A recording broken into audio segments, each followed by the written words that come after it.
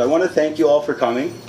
First, I would like to recognize that we're standing on the unceded traditional Chiwathil lands, which is a part of the Stolo Nation, but within a more defined lines of the 7 Teat tribes from Popcom to Yale.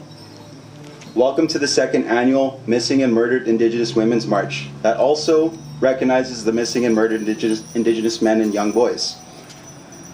The first Missing and Murdered Indigenous Memorial March was held in Vancouver, the same year that I was born, in 1992. This march was in response to a murder of an Indigenous woman on Powell Street, following the lack of investigation pertaining to her murder case.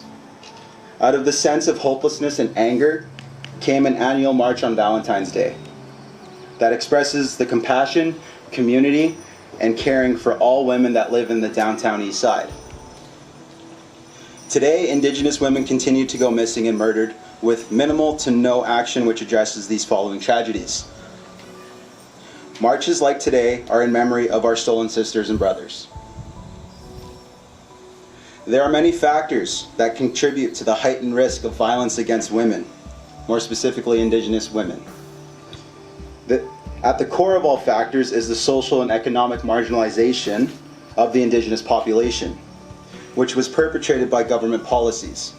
These policies have torn apart the traditional Indigenous way of life. As a result, Indigenous families and communities are affected with high incarceration rates, extreme poverty, homelessness, and prostitution.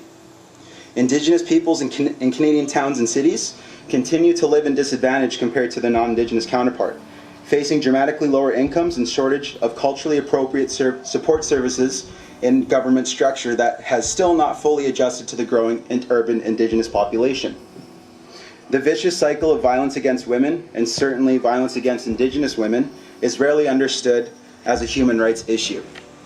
To the extent that governments, media, and the public do consider concerns about violence against women, it is more frequent for it to be described as a criminal concern or as a social issue. It is both of these, of course. However, it is very much so a human rights issue. Men and women abroad have the right to be safe and free from violence. That means Indigenous men and women also have the right to be free and safe from violence. When a man or woman is targeted for violence because of his or her gender or because of his or her Indigenous identity, their fundamental rights have been abused.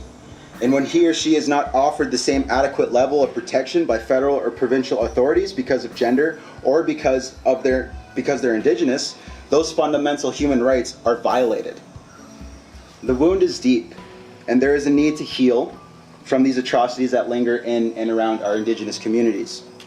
In order to heal and move forward, there needs to be more awareness surrounding the missing and murdered Indigenous women and men.